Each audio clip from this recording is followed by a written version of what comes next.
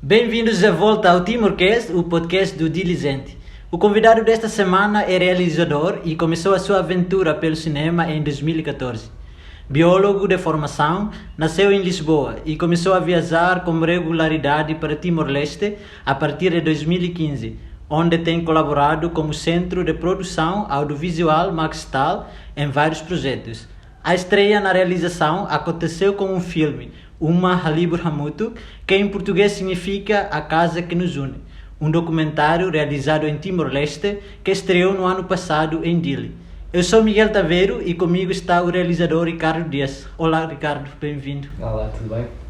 Sim. E Ricardo ou Malay Kumbili? Por que é que ele chama Malay Kumbili? Pode explicar o que significa? Malay Kumbili foi um nome de código colocado quando uma vez estava a colaborar com o Maxtal num trabalho sobre promoção do turismo histórico em Loihono, um projeto do comandante Falur Ratalaik. E nesses 15 dias que passámos lá em Loihono a gravar, uma das coisas que andávamos à procura era de como é que os resistentes procuravam comida durante o tempo que passaram naquela montanha. E então uma das comidas que eles estavam sempre, todos os dias a falar era do kumbili, um tubérculo, uma espécie de batata, não é? Que pelos vistos eles costumavam comer e encontrar. E só que os dias foram passando e nunca encontrávamos, então eu comecei a brincar um bocadinho com essa questão das kumbilis. E a uma dada altura houve um colega meu que me passou a chamar Malay Kumbili e a coisa pegou e ficou. Eu achei piada. E já não vinha a Timor desde 2018. O que o traz cá desta vez? Agora vim a convite do Edi Pinto, o diretor do Centro Audiovisual Maxtal, que quer.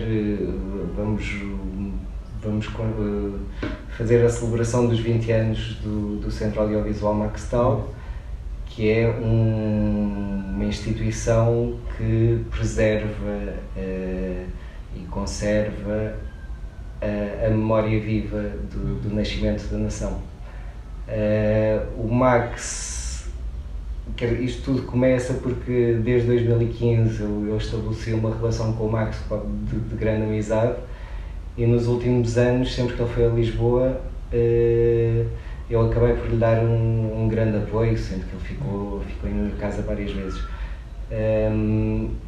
E como lhe fui dando este apoio, eu mais a Cristina Prata, fomos, não sei, acho que o Edi achou que eu seria uma pessoa indicada para trabalhar também e fazer parte da equipa das celebrações dos 20 anos do Centro Audiovisual Maxtal. E como é que o cinema entrou na sua vida e quando se transformou numa atividade profissional? O cinema sempre fez parte, mas sempre enquanto espectador, mais vezes um bocadinho mais atento, outras vezes só por entretenimento. Mas em 2014, salvo erro, eu estava a trabalhar para o Governo Regional dos Açores, no setor das pescas, e um grande amigo meu, o Zé Candeiro, fez um filme chamado O Livreiro de Santiago. E nessa altura, portanto, o Zé Candeiros é um grande realizador da região autónoma dos Açores, que fez, inclusivamente, está na história da RTP, com algumas produções que na altura tiveram um grande sucesso, como Os Charles Negros, Gente Feliz com Lágrimas, entre outras produções. E nessa altura, portanto em 2014, fez um filme sobre o primeiro editor do poeta Pablo Neruda, que tinha nascido na Ilha do Corvo, portanto a ilha mais pequena do arquipélago dos Açores. e eu ajudei na produção desse filme, e depois, mesmo no fim da produção, descobrimos que havia dois ilustres cidadãos açorianos que tiveram uma presença com algum impacto aqui em Timor-Leste. Foi ele o primeiro bispo de Timor-Leste, Dom Jaime Garcia Goulart, que reconstruiu as 3 principais escolas depois da invasão japonesa, portanto, Osu, Maliana e Soibada, que foram as escolas por onde passaram grande parte dos líderes da resistência timorense. Portanto, há aqui toda uma ligação que junta ilhas e história. É isso. Portanto, a primeira vez que vim cá foi exatamente à procura de o que é este Dom Jaime Garcia Goulart e outro senhor que eu, entretanto, já não me lembro do nome dele, mas era Sérgio Rezende, salvo erro. Tinha estado na missão geográfica de Timor-Leste, portanto, durante o Estado Novo, imediatamente antes à invasão japonesa, e depois, durante a invasão, ele acabou por ser governador, por fazer o papel de governador em Timor-Leste, até ser enviado para Ataúro pelos japoneses e lá morrer. Foi daí que a transformou numa atividade profissional? Pronto, a partir daí, portanto, nesse primeiro ano, fiz, juntamente com o Francisco Rosas, o filme Idanebe Fahan Pulsa, e depois, quando estreámos esse filme no Museu do Oriente, em Lisboa, e estava lá uma programadora do Festim, um festival de cinema de língua portuguesa, que nos convidou a fazer um trabalho que fosse até 50 minutos e que pegasse no material que nós tínhamos feito.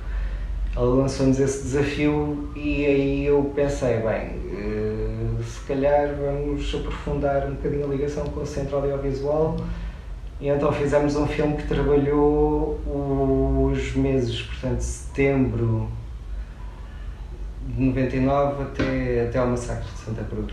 Portanto, os meses imediatamente anteriores ao massacre de Santa Cruz, onde misturámos algumas imagens do Timor-Leste que tínhamos feito em 2015, e assim nasceu o filme Avô Crocodilo. E já da primeira vez que tinha estado cá, tinha tido a sorte de encontrar a Manalu, e que foi assim um encontro super especial, e ficou, quer dizer, era impossível não fazer um trabalho sobre a Manalu e sobre o trabalho que ela faz cá. Portanto, fiquei com essa pulga atrás da orelha, e então acabei por me demitir do meu trabalho nas pescas e de vir para Timor-Leste fazer isso, assim um bocadinho. Sim, mas visitou pela primeira vez Timor-Leste foi por causa de para procurar saber sobre Dom Garcia? Portanto, primeiro foram 3 meses em 2015, e nesses 3 meses fui conhecendo tanta gente, conhecendo tantas histórias, que a coisa foi continuando, e cá estamos nós outra vez de volta. Sim. E já conhecia o país ou tinha alguma ligação com a nossa ilha? Não tinha ligação nenhuma, a não ser o facto da minha adolescência ter a causa timorense ter sido assim o tema de maior impacto na minha adolescência. Foi a primeira vez que eu vi todo o país a levantar-se por uma causa comum, portanto, deixou de haver paixões políticas para todos se unirem debaixo de uma mesma bandeira. E essa bandeira foi a causa timorense, isto na sequência das imagens que o Max conseguiu pôr na comunicação social internacional. E quais foram as suas primeiras impressões de Timor-Leste? Assim, isso é sempre uma pergunta complicada, porque uma pessoa vem de 2 dias de viagem de avião, sempre com as costas todas torcidas, não é? Uma coisa super desconfortável, E chega aqui, portanto sai de um clima temperado, chega aqui a um sítio, a Dili, a terra em Dili, que é uma cidade super quente, super seca e com uma estética totalmente diferente daquela a que nós estamos habituados. Portanto, a primeira impressão é assim um choque cultural muito grande. Mas depois, passado aquela questão do jet lag, em que uma pessoa ainda não está bem acordada nem desperta para o que nos rodeia, começamos a olhar a coisa de uma forma diferente.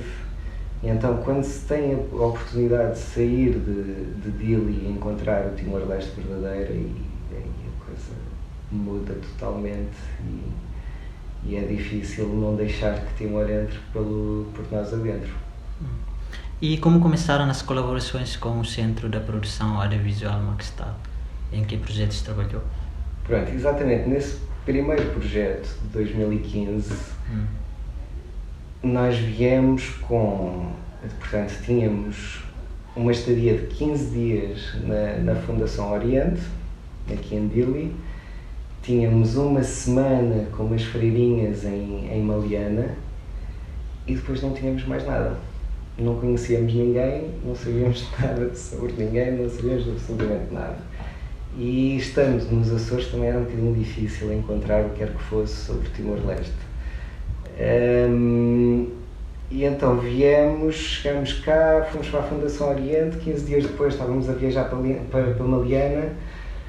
Chegámos a Maliana, infelizmente as freirinhas que nos iam dar alojamento tinham vindo a Dili porque tinham precisado de vir comprar coisas, e então nós ficámos só 2 dias em Maliana e regressámos a Dili, e o único contacto que ainda tínhamos feito, estando nós a fazer um trabalho sobre um bispo, tínhamos contactado a Diocese de Dili, no sentido de ver se eles nos conseguiam dar algum tipo de apoio para alojamento.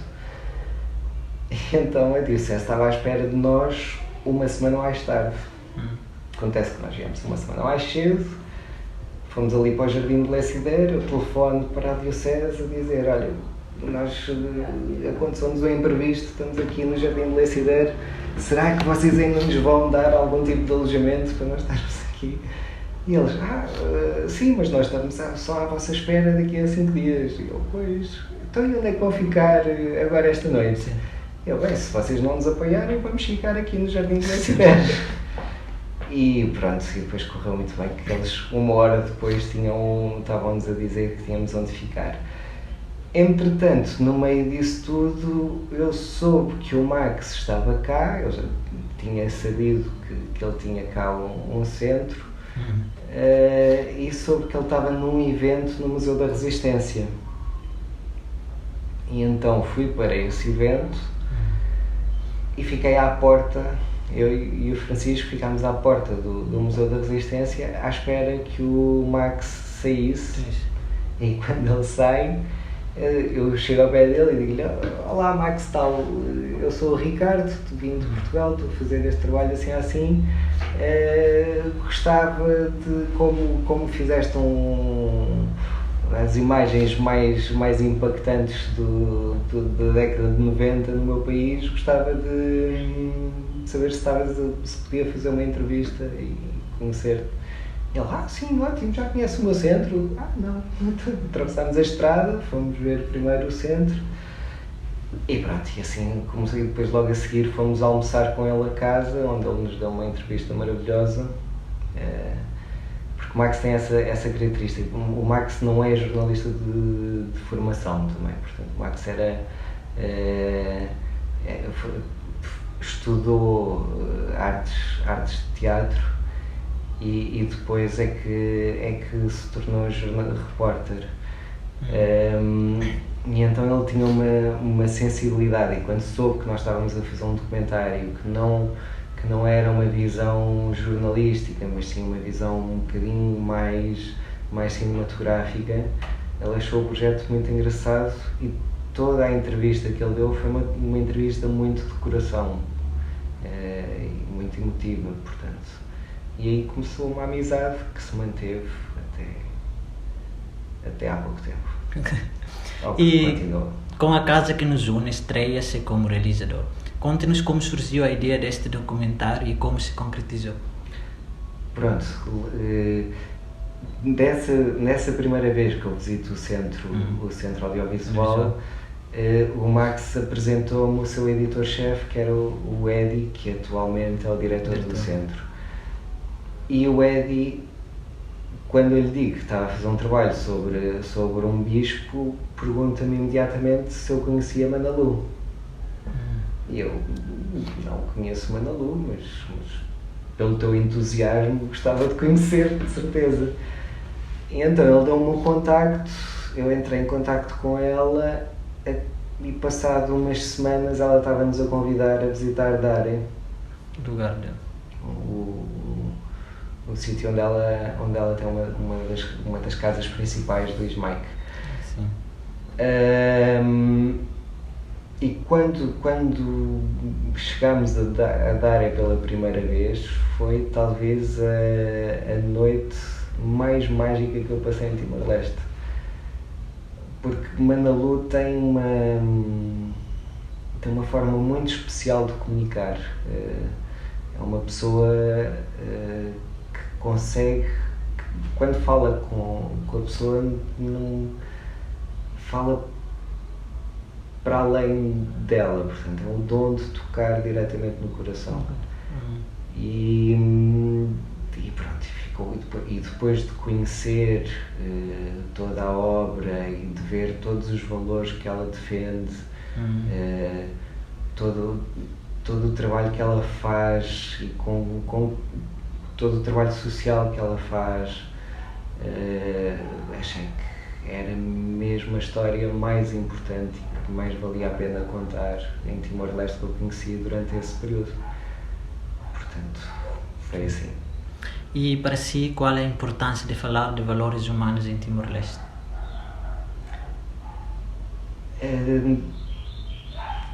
Timor-Leste tem uma história muito particular, não é? É um povo constituído por mais de 30 povos num espaço, numa ilha muito pequena. Portanto, esses 30 povos desenvolveram-se certamente por ser difícil a passagem entre montanhas e, portanto, sofreu 400 anos de colonialismo português, que por estar muito distante da metrópole teve características muito especiais. Portanto, a opressão não foi diretamente exercida pela potência colonial, mas sim por uma alteração da estrutura social e das lideranças tradicionais. Depois seguiu-se a invasão japonesa durante a Segunda Guerra Mundial, que é uma coisa completamente contrassenso, porque se a força administrante de Timor-Leste era Portugal era um país neutro durante a Segunda Guerra Mundial, mas mesmo assim o exército nipónico achou por bem invadir e em 3 anos teve uma presença de pura violência, uma coisa super traumática que deixou marcas que ainda hoje existem, portanto apenas 3 anos. E depois teve os 24 anos da ocupação militar indonésia. Ou seja, é toda uma história de violência e opressão, onde se perde um bocadinho a noção se a violência será uma questão inata ao ser humano ou adquirida. E sendo que na cultura timorense é uma cultura super pacífica, super pacifista, de respeito e de comunhão absoluta com o meio que nos rodeia, é uma questão que é simpática ou interessante de ser colocada. como foi filmar em Timor-Leste? Quais foram os maiores desafios do filme sobre o seu filme? Filmar em Timor-Leste é maravilhoso. É logo a primeira coisa, porque assim, a presença da câmara é algo que não incomoda as pessoas. Ao contrário da Europa, em que toda a gente acha que a sua imagem é super preciosa e super importante e, portanto, tem que procurar uma privacidade, mesmo que a pessoa não tenha propriamente uma posição de destaque em lado nenhum, mas as pessoas têm sempre assim, um receio da câmara, têm um medo da câmara, uma coisa assim muito difícil de trabalhar. Em Timor-Leste, como teve fechado durante tanto tempo, há uma vontade muito grande de comunicar, de encontrar pessoas diferentes, de falar, de tudo. Portanto, a experiência que se tem quando se está atrás de uma câmara, primeiro as paisagens são incríveis. Em termos de luz, temos talvez aquele momento da chamada Golden Hour, não sei, são sempre momentos incríveis. E depois este contacto com as pessoas, esta vontade das pessoas de se aproximarem, de trocar conhecimento, de comunicarem com aquele que vem de fora, torna tudo uma experiência muito, muito agradável e muito simpática. Então foi fácil fazer o filme aqui? Foi super fácil. O difícil foi aprender téton. Téton. Que é curioso, porque quando se fala com o timorense, ele diz: falar português é muito difícil porque tem verbos. Eu acho que é exatamente isso que torna difícil aprender téton. É que, como não tem verbos, faz com que o pensamento deixe de ter uma percepção do tempo linear. E isto faz com que seja muito difícil aprender-se téton. Porque em português tem muitos verbos e em téton. Sim, mas em téton, o téton praça não tem. Não tem. O téton técnico tem. Mas o téton praça não tem, o que torna muito difícil uma pessoa conseguir se exprimir. E quanto tempo demorou a rodagem? O filme da Manalu começou por ser só, portanto, eu vim cá em 2017, depois de fazer o Avô Crocodilo. Venho cá uma primeira vez também por quanto tempo é que fiquei? Acho que na altura fiquei cerca de 5 meses, em 2017. E aí, nesses 5 meses, viajei por todas as 9 casas que Manalu tem no país, para conhecer bem a obra dela e qual era o impacto social do Ismael e qual era o trabalho social que fazia. Quando regresso a Portugal, comecei a montar o filme, mas sentia que ainda não tinha filme. E em 2018, a Manalu, a uma dada altura, telefona-me a dizer que ia receber o prémio Ramon Magsaysay nas Filipinas. E eu perguntei-lhe quando é que é isso? Posso ir também gravar e acompanhar esse momento? E ela, sim, claro. E então eu peguei num avião para Manila, arranjei um quartinho assim baratinho junto ao sítio onde iria ser a cerimónia da entrega do prémio, e lá fui atrás dela para Manila. E pronto, e de Manila vim para Timor-Leste, fiz mais algumas imagens que sentia que eram importantes fazer, e aí sim fiquei com o filme e consegui montar o filme e pronto, e fiz a história. E falou muito sobre Manalu. Que papel tiveram mulheres como a Manalu na defesa desses valores em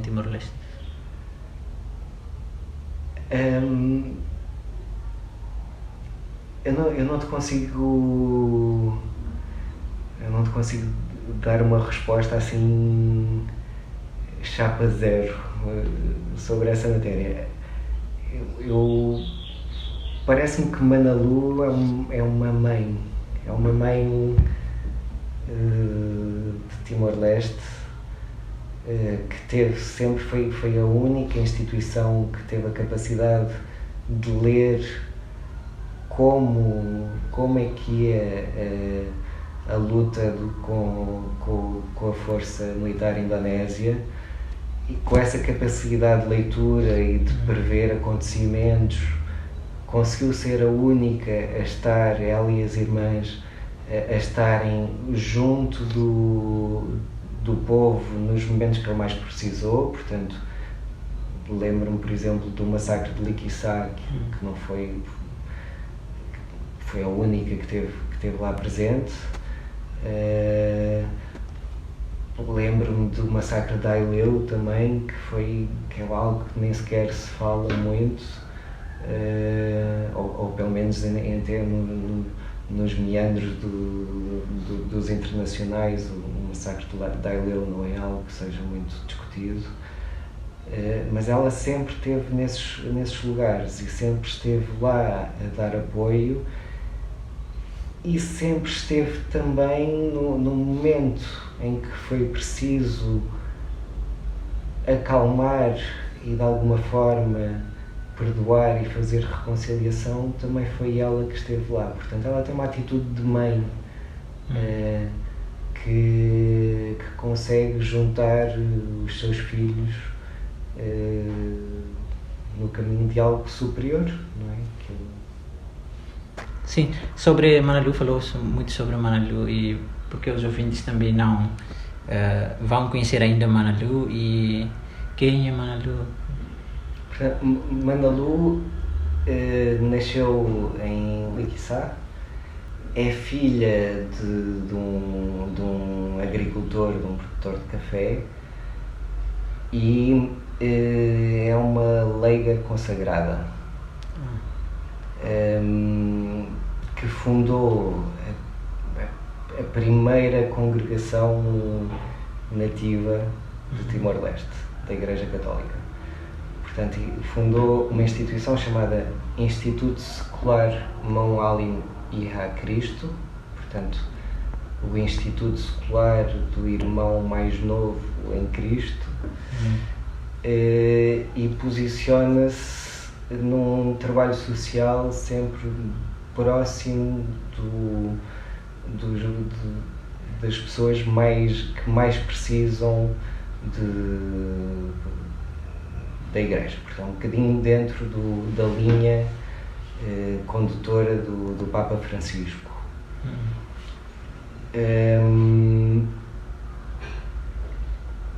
Onde é que eu ia? Agora perdi-me. Portanto, que período? Ela ela estudou com os trapistas na Indonésia, fez todos os seus estudos de teologia em Yogyakarta, na Universidade de Teologia, e depois regressou a Timor-Leste para criar esta instituição e dar apoio ao que ela chama dos mais necessitados. Portanto, ela faz um trabalho voluntário, onde faz trabalho social. É uma das poucas instituições que faz timorense e que tem efeitos muito visíveis na sua ação. Portanto, e depois, além disto, durante todo o período de resistência, soube colocar-se nos sítios onde de facto aconteceram alguns dos eventos mais traumáticos para o povo timorense. E pronto, depois tem uma série de valores que vêm da religiosidade e da forma como encara a religiosidade, que são de facto importantes para quem sofreu todas as maldades que sofreu como povo timorense. Sim, ele acolheu os refugiados, depois tratou os refugiados e até agora ainda foi das poucas pessoas que fez algum trabalho no âmbito de reconciliação. Portanto, quando um país sofre um processo de guerra como este que passou a Timor-Leste, onde foram colocados irmãos contra irmãos, há uma altura em que de facto torna-se necessário haver a paz entre os próprios nacionais. Por exemplo, em Portugal isso também aconteceu na sequência do 25 de Abril e essa reconciliação foi feita a nível político com a criação de alguns partidos políticos que representavam os valores políticos do Estado Novo e que vieram e assim conseguiram ser trazidos para a democracia. Em Timor-Leste esse trabalho foi feito, acho que eu me lembro, acho que a única pessoa que o terá feito ou que terá começado foi mesmo Manuel Mike. Foi mesmo essa instituição. Mas dentro das suas posses, porque neste momento ela tem projetos muito mais importantes em Timor. Ela tem o Hospital dos Doentes de Tuberculose, portanto é o único sítio em Timor-Leste que eu conheço que tem uma taxa de sucesso na cura de tuberculose muito próxima dos 100%. Teve, quando os indonésios se retiram de Timor-Leste e deixam e seguem a política de terra queimada, ela conseguiu ficar com a clínica do bairro Pité, portanto, que era um armazém de medicamentos do exército indonésio, e que ela consegue ficar com aquilo intacto e assim ficar com muitos comprimidos, com muita medicação para poder ajudar quem precisava na altura. E então, juntamente com o Dr. Dan, lá abriram a clínica do bairro Pité e ainda hoje continuam a prestar cuidados médicos de forma gratuita a quem recorre à clínica. Do bairro Pité. Ok, sobre Manalu. Voltamos ao filme. No ano passado, de 2022, o filme foi nomeado para melhor primeiro documentário nos Prêmios Internacionais de Documentário de Bangkok. Qual a importância desta nomeação? As nomeações são sempre importantes, mas mais importante do que isso acho que é o filme ser visto. Portanto, uma pessoa quando faz um filme, pelo menos eu não procuro a fama e glória, acho que é um tema que me interessou bastante, que achei bonito, que consegui o milagre de chegar ao fim, porque conseguir acabar uma longa-metragem, especialmente nas condições em que foi feita, é sempre complicado. E então ela poder ser vista é sempre aquilo que dá mais prazer. O ser nomeado em Bangkok tem algo de especial, que é o de perceber, portanto eu submeti o filme a vários festivais na Europa e no resto do mundo, e é engraçado que sinto que o filme tem maior aceitação nos mercados asiáticos do que propriamente na Europa. Portanto, primeiro porque, e os motivos disto acho que têm a ver com o facto de existir a Igreja Católica, a forma como é vista na Europa neste momento, não é muito simpática. Isso torna-se difícil que a temática que esteja muito à volta da fé católica tenha algum sucesso. Em sítios como Bangkok, em que a Igreja Católica não tem assim uma força tão grande, eu penso que eles veem isso mais de uma forma, portanto, olham para a questão da religião de uma forma mais antropológica e são capazes de olhar mais para aquilo que o filme exprime. Portanto, para aquilo que ele retrata, que são os valores, e sobre aquilo que questiona. E isso foi a parte que eu achei interessante de ser nomeado para First Time Director. Sim, para quem quiser assistir ao documentário, como pode ou poderá fazer? Pronto, eu por enquanto ainda estou na fase de promoção e divulgação dentro do mercado do cinema. O filme tem algumas características um bocadinho distintas, portanto não tem uma linguagem jornalística pura, faz ali um mix entre a linguagem jornalística e a linguagem cinematográfica, e portanto ele tem estado a fazer o percurso dos festivais de cinema. Normalmente isso tem um período de cerca de 2 anos, e depois então procura-se outros mercados para colocar o filme. Portanto, estes 2 anos estão a acabar agora, e eu estou a começar a entrar em contacto com televisões para poder disponibilizar. Senão, para breve, irá para a internet e estará disponível. Está em breve. E teve algum tipo de apoio para a realização do filme? O apoio que tive foi o apoio logístico do Centro Audiovisual Maxtal, do próprio Instituto Escolar da Manalu, e de bons amigos que me ajudaram na parte de pós-produção. Tive também o apoio da Inísio Média, que é uma empresa de produção portuguesa. Tive o apoio do Carlos Borges em toda a parte de pós-produção, com um foco especial num trabalho de correção de cor extraordinário, e pronto, e assim conseguimos finalizar o filme. Sim. E como olha para o setor da cultura, nomeadamente do cinema, em Timor-Leste, que caminho é preciso percorrer e que importância tem o Estado no desenvolvimento do setor?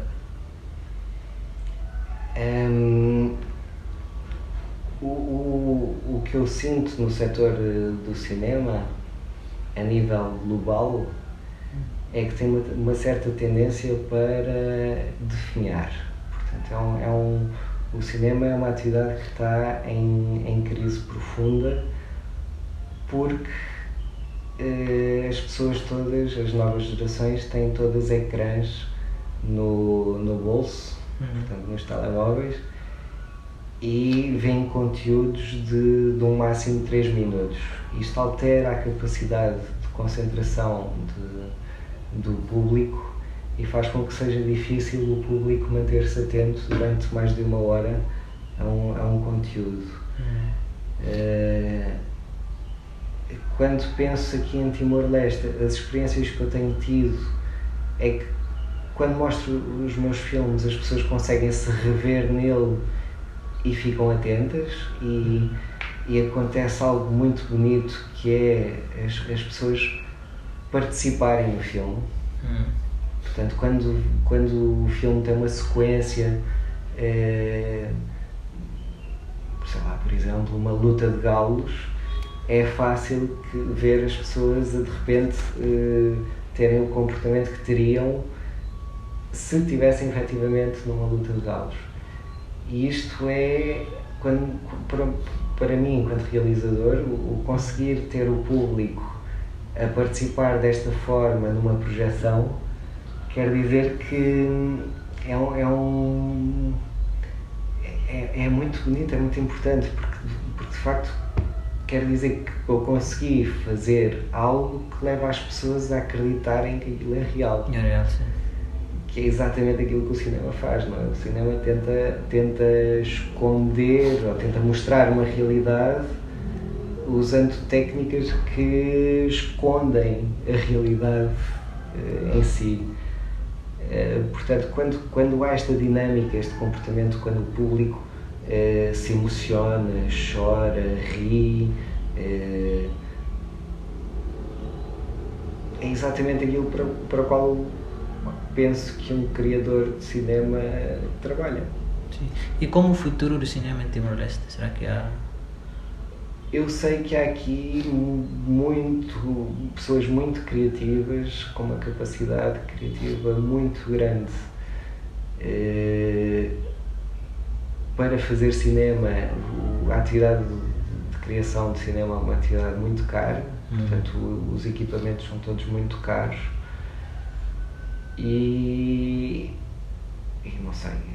não sei muito bem como é que está organizado o setor em Timor-Leste, mas de facto para construir um setor mesmo de televisão ou de outras formas audiovisuais, tem que haver um investimento grande de dinheiro. Esse investimento, há vários modelos. Na Europa segue-se o modelo de financiamento público, nos Estados Unidos segue-se o modelo de financiamento privado de grandes estúdios. Cada um tem os seus prós e contras,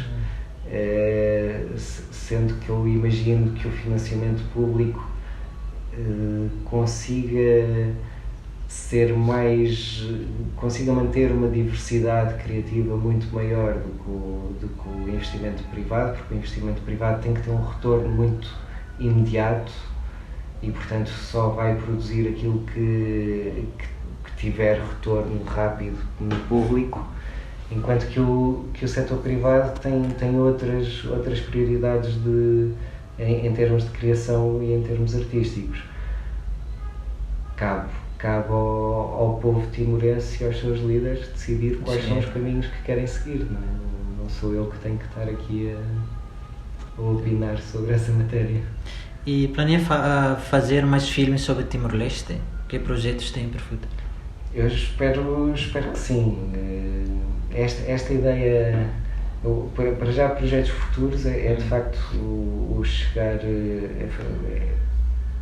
a ajudar na organização da exposição dos 20 anos do Centro Audiovisual Max Tal. Mas também espero poder, pelo caminho, trabalhar alguns temas, sendo que estas questões sobre questionar a origem da violência, se é algo inato ao ser humano ou não, seria algo que eu gostaria de trabalhar. E como olha o Ricardo para o presente e para o futuro de Timor-Leste?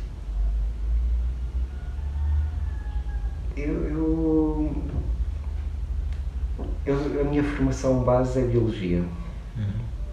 E os biólogos são treinados para observar e registar, nunca para interferir. Portanto, é isso que eu faço. Tudo o resto, quer dizer, o Timor-Leste é livre, independente, tem direito à sua autodeterminação. Será aquilo que o seu povo e os seus líderes conseguiram fazer. Ok. E muito obrigado, Ricardo. Obrigado. E para quem nos ouve, se tiver a oportunidade, assistam a uma Libra Mútuo. Encontramos no próximo Timorcast, o podcast do Diligente. Até lá, bons filmes.